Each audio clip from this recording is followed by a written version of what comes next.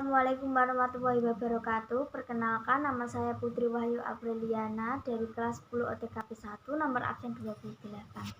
Di sini saya akan menjelaskan tentang K3LH.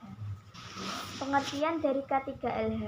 K3LH merupakan instrumen yang memproteksi pekerja perusahaan, lingkungan hidup, dan masyarakat sekitar dari bahaya akibat kecelakaan kerja.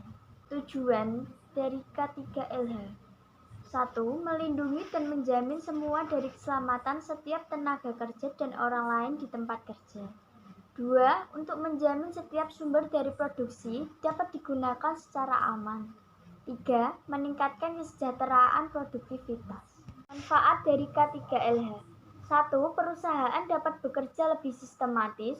2. Para karyawan dalam bekerja menjadi lebih aman.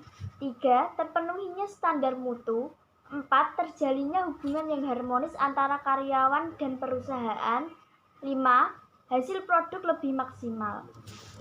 Cara menerapkan K3LH: 1. Menyediakan fasilitas seragam kerja dan sepatu keselamatan.